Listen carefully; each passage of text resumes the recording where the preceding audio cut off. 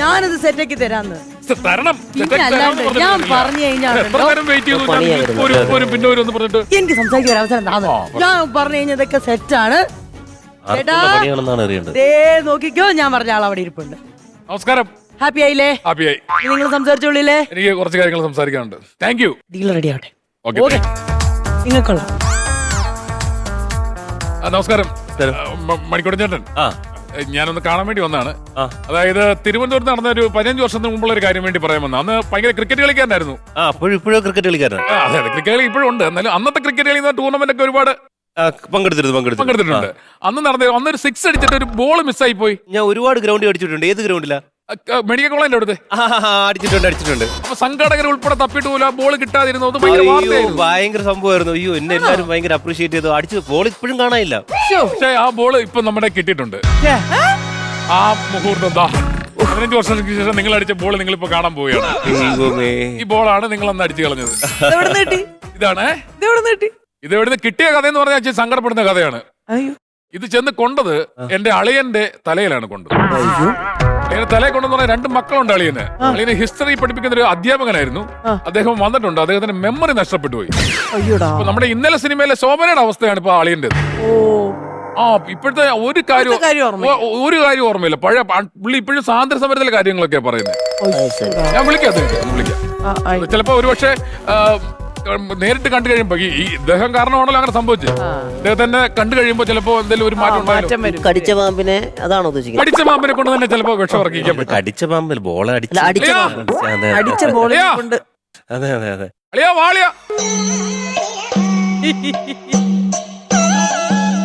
മൊബൈലൊക്കെ നോക്കുന്നുണ്ടല്ലേ? പഴയ കാലത്ത് മൊബൈൽ എന്തെങ്കിലും ഒരു മാറ്റം. തമ്പി ഒരു പ്രധാനപ്പെട്ട ഇൻഫർമേഷൻ പറയാൻ വേണ്ടി വിളിച്ചാട്ടോ തമ്പി.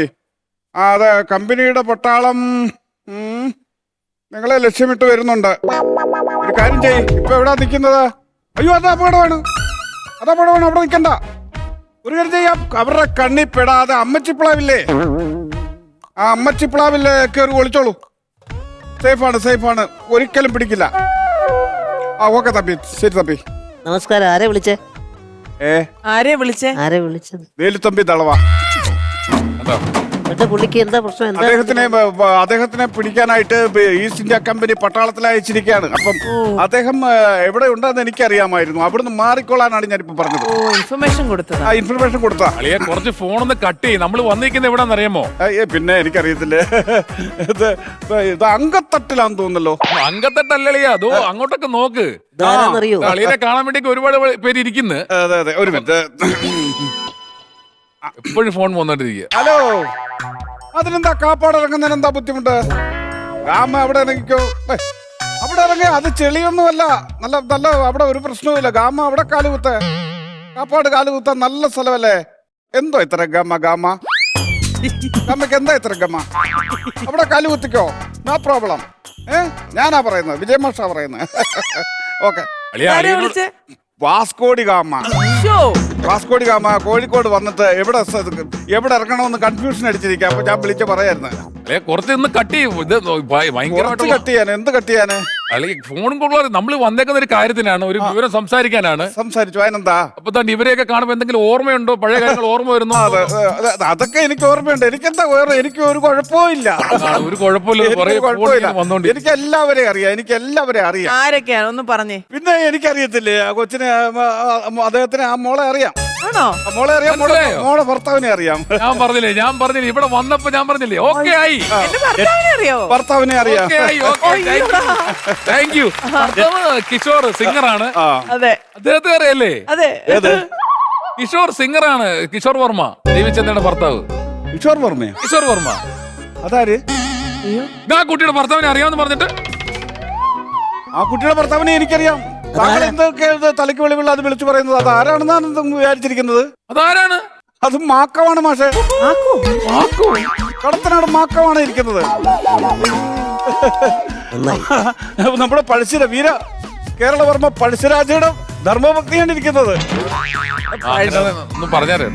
വല്ല കാര്യമൊന്നും അറിയാതെ സംസാരിക്കരുത്. പിന്നെ എനിക്കൊരു കാര്യം പറയാനുണ്ട്.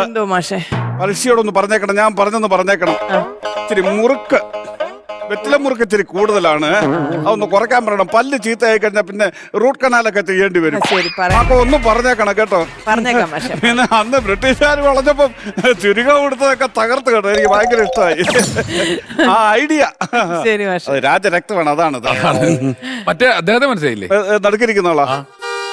ഞാനത് ഇവിടെ കണ്ടത് ടിപ്പിന്റെ ആരെങ്കിലും ആണോ എന്ന് എനിക്കൊരു സംശയമുണ്ട്. അങ്ങനെ തോന്നിയേ? നല്ല ഗ്ലാസ് ഒക്കെ വെച്ച് നല്ല ടിപ്പായിട്ടിരിക്കുന്നു, അതുകൊണ്ട് ഞാൻ ചോദിച്ചതാണ്. ടിപ്പിന്റെ ആരെങ്കിലും ആണോ? അടുത്ത ആളാ. അടുത്ത ആളാ ഞാൻ പറഞ്ഞില്ലേ, ടിപ്പിന്റെ അടുത്ത ആളാണ്. അപ്പുറത്തിരിക്കുന്ന അദ്ദേഹത്തെ അറിയാവോന്നു? കുതിരപ്പുറത്തൊക്കെ വരുന്ന ആളല്ലേ? കടിച്ച ഭാഗം കൊണ്ട് എന്റെ വിഷം. അതെ, അതായത് നിങ്ങൾ രണ്ടുപേരെ മനസ്സിലായില്ല. കുതിരപ്പുറത്തെന്ന് പറയുമ്പോഴത്തെ പെട്ടെന്ന് അതാണ്. കൊച്ചുണ്ണി, കായംകുളം കൊച്ചുണ്ണി കണ്ടോ? അപ്പൊ അത് കണ്ടല്ലേ കായംകുളം കൊച്ചുണ്ണി? കായംകുളം കൊച്ചുണ്ണിയാ? കായംകുളം കൊച്ചുണ്ണി കുതിരപ്പുറത്ത് വരുന്നത് ഓർത്ത് പറഞ്ഞല്ലോ. കായംകുളം കൊച്ചുണ്ണി മാത്രമേ ലോകത്ത് കുതിരപ്പുറത്ത് വന്നിട്ടുള്ള.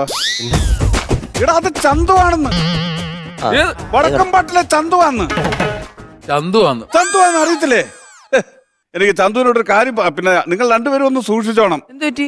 ആളിച്ചിരി ബെടക്ക, ചതിയനാന്ന് കേട്ടിട്ടില്ലേ?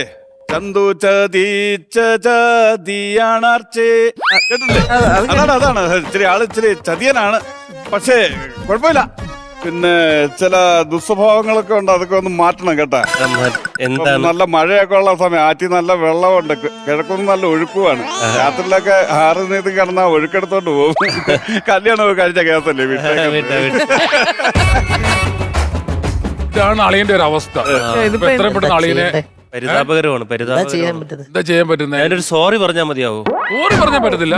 ഇപ്പൊ ഞാൻ ഹോസ്പിറ്റലിൽ കാണിച്ചു, ഡോക്ടറെ കാണിച്ചപ്പോ പറഞ്ഞത് 1 ലക്ഷം രൂപ സർജറിക്ക് ആവുമെന്ന് പറഞ്ഞു. 1 ലക്ഷം രൂപ? 1 ലക്ഷം രൂപ ആകുമല്ലോ. അപ്പൊ അത് നമുക്ക് ഇനി നമ്മൾ അടുത്തടുത്ത പരിപാടി സ്ഥലത്ത് വന്ന് ഇങ്ങനെ പ്രശ്നം ഉണ്ടാക്കാതെ അതങ്ങ് സോൾവ് ചെയ്യുന്നതാണ്. പക്രച്ചേട്ടനോടൊന്ന് പറഞ്ഞു കഴിഞ്ഞാല് ഗൂഗിൾ പേ ചെയ്ത് തന്നു കഴിഞ്ഞാൽ നമുക്കതൊക്കെ സെറ്റ് ചെയ്യാം. ആ ക്രിക്കറ്റ് ഫുള്ള് കളിച്ചിട്ട് എനിക്ക് ഇതൊരു 1 ലക്ഷം രൂപ കിട്ടിയിട്ടില്ല. ഒരു സിക്സിന് 1 ലക്ഷം രൂപ. എന്റെ പൊന്നെ, ഏത് സമയത്ത് എനിക്ക് ആ സിക്സ് അടിക്കാൻ തോന്നുന്നു. അല്ല, അങ്ങനെ പറഞ്ഞാൽ എങ്ങനെ കേട്ടോ? നമുക്ക് 2 പിള്ളേരെ വളർത്തണ്ടേ കേട്ടോ? അതുകൊണ്ട് ഞാൻ മനഃപൂർവ്വം ചെയ്തതല്ലോ കേട്ടാ. അദ്ദേഹം ബോളിന്റെ അടി കൊണ്ട് തല വെച്ച് കൊടുത്തിട്ടല്ലേ എന്ത് പഴിച്ചു? ഒരാളൊരു തെറ്റിയിട്ടുണ്ടെങ്കിൽ തിരുത്താൻ തയ്യാറാവണ്ടേ? നമ്മുടെ ഒരു 2 പിള്ളേരാണ്. ഒരു കളി എന്ന് പറയുമ്പോ അത് ഇപ്പൊ ഒരാളുടെ തല പൊളിക്കാൻ വേണ്ടിട്ടല്ലോ സിക്സ് അടിച്ചത്. 1 ലക്ഷം ഒക്കെ ഇച്ചിരി കൂടെ. ഒരു സിക്സറിന് 1 ലക്ഷം. എന്തെങ്കിലും ഒന്ന് പറയട്ടെ. അല്ല മണിക്കുട്ട, എന്താണെന്ന് അറിയാം ഇതിനകത്തൊരു വിഷയം എന്ന് വെച്ചാൽ ഇതൊക്കെ വന്നിട്ട് വെറുതെ വന്ന് മറ്റേ പബ്ലിക്കിലൊക്കെ വന്നു ഇതെല്ലാം പറയുമ്പോഴത്തേക്കിന് നമുക്ക് ചെറിയൊരു ഡാമേജ് വരും. ബോള് കിട്ടിയ സ്ഥിതിക്ക് മണിക്കുട്ടനെ അടിച്ച് കിളി കളഞ്ഞെന്നൊക്കെ എവിഡൻസ് അല്ലേ? എവിഡൻസ് ഉണ്ട്. ആവശ്യമില്ലാതെ സോഷ്യൽ മീഡിയയും സെക്കൻഡിന്റെ പരിപാടിയല്ലേ? ടിക്ക് എന്നൊരു സൗണ്ട് കേൾക്കും പരിപാടി. അല്ല ചെറുതായിട്ട് എന്തെങ്കിലും കുറയും, അങ്ങനെയാണ് ഞാൻ സംസാരിച്ച് കുറയ്ക്കാൻ പറ്റും. 1 ലക്ഷത്തിന് എന്തെങ്കിലും കുറവ്. 90 ലക്ഷത്തി അത്രയും കുറെ ഒരു 50 രൂപയ്ക്ക് നടക്കും. ഒരു 50 രൂപ, 50,000. 50,000 രൂപ. 50,000 രൂപയ്ക്ക് ഇതുപോലെ ഒരു അതെ, ഇതിനൊക്കെ അത് മതി. അതേന്നേ. കാരണം ഇങ്ങനെ അറിയാതെ ചെയ്ത സംഭവമല്ലേ, അതിന് നിങ്ങൾ അങ്ങനെ ചെയ്ത് കൊടുക്കുക. ഇത് പറ്റത്തില്ല. 50 പറ്റത്തില്ല. 1 ലക്ഷം രൂപ ശരി, ഒരു 55 55 അതിനകത്ത് നിൽക്കുക. അത് അതിൽ കൂടുതൽ പറയാം. അത് തന്നെ കൂടുതലാണ്. ഗവൺമെന്റ് ഹോസ്പിറ്റലാണ്. ഡോക്ടർമാർക്കൊക്കെ കൈക്കൂലി കൊടുക്കാതെ തൊടത്തില്ല അവര്. അല്ല, ഇത് ശരിയാക്കാന്നേ. GST ഒക്കെ അടയ്ക്കുന്ന ആളല്ലേ, 55 സമ്മതിക്ക്, അത്രേ ഉള്ളൂ. ഓക്കെ, ചേട്ടനും ഇല്ല സഹോദരൻ? നമ്പർ പറ, ഗൂഗിൾ പേ ചെയ്ത് തരും. ഓക്കെ. നമ്പർ പറ. ഞാൻ ഇന്ന് ആരെ കണി കണ്ട് ഇറങ്ങിയാന്നോ? നേരത്തെ എന്ന് പറഞ്ഞ ഒരാൾ 1 ലക്ഷം രൂപ വാങ്ങിച്ചോണ്ട് പറഞ്ഞു. നമ്പർ പറഞ്ഞു. നമ്പർ പറയട്ടാ. 9847519261. 54,000 പോരെ? ആദ്യം ഉള്ളത്. ആ ശരി. 53,000. നിങ്ങൾ സെലിബ്രേറ്റ് ഇത്രയും ദാരിദ്ര്യം പറയരുത് നിങ്ങൾ. ഓ ഇല്ല ഞാൻ തരാം. 55,000 തരാം.